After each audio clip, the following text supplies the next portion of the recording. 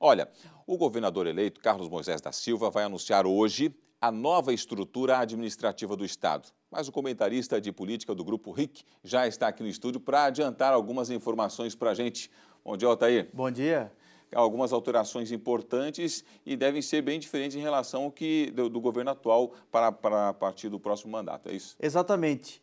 Bom dia a você que acordou cedo e nos prestigia com a sua audiência. Há pelo menos 16 anos, Santa Catarina mantém a atual estrutura de governo. Algumas alterações pontuais, nós passamos por 2 governos do Luiz Henrique da Silveira, mais 2 governos do Raimundo Colombo, os dois aí entremeados com a ascensão de alguns vices, como o Eduardo Pinho Moreira agora, que está no exercício do governo de Santa Catarina, com ajustes pontuais.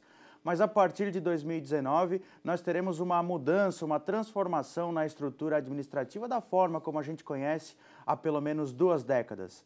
Os anúncios vão ser feitos hoje, às 2 horas da tarde, não só a questão de como vai ser o organograma das secretarias, das estruturas de governo, como dos primeiros nomes. Nós já tivemos aí um nome em relação à chefia da Polícia Civil. Deixa eu mostrar aqui no telão, inclusive, ao tempo. E agora nós teremos pelo menos outros 6 nomes.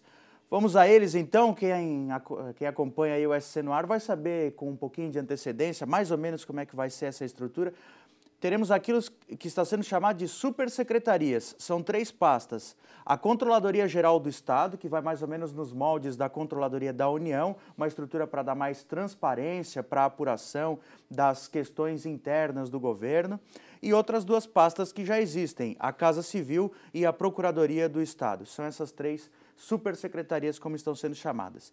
2 pastas vão estar diretamente ligadas ao governador. A Defesa Civil, que já existe hoje, inclusive vai ser lá na sede da Defesa Civil, aqui em Florianópolis, esse anúncio, e também uma outra pasta que vai ser criada, Governança e Integridade, que é também na linha da CGU, do controle, da fiscalização.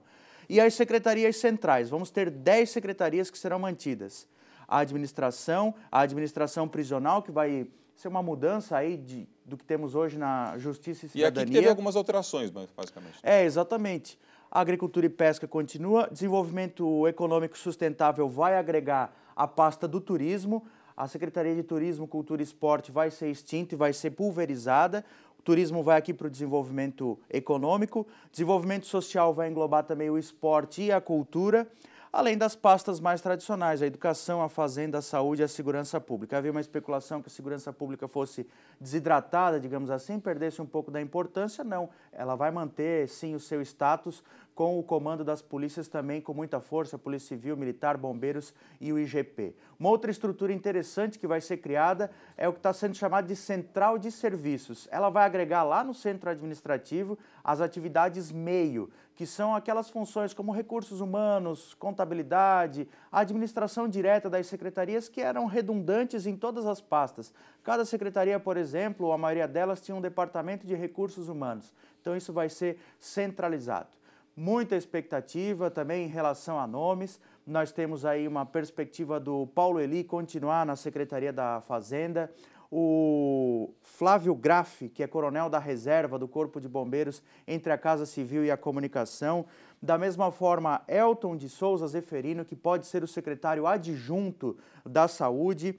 O Jorge Eduardo Tasca, que é o nome praticamente certo para a Secretaria de Administração, além de outro militar, Márcio Ferreira, que também estaria aí entre as secretarias da Casa Civil ou da Comunicação, além do próprio coordenador da equipe de transição de governo, Luiz Felipe Ferreira, professor doutor, que também pode ter um espaço privilegiado, prestigiado dentro do governo de Santa Catarina em uma função que ainda não está certa. Enfim, vamos aguardar para hoje às 2 horas da tarde esses anúncios formais e oficiais, saber como é que vai ser o Estado.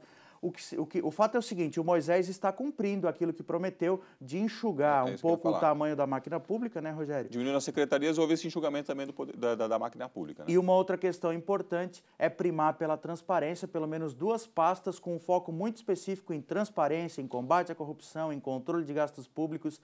Então, pelo menos nessa arrancada, está nascendo o governo Carlos Moisés e nessa arrancada está sendo norteado por aqueles princípios que foram aí avalizados pelas urnas com mais de 70% dos votos válidos no segundo turno. E a gente só vai poder avaliar isso depois que começar efetivamente o trabalho a partir de janeiro de 2019. E haja trabalho pela frente. Muito trabalho.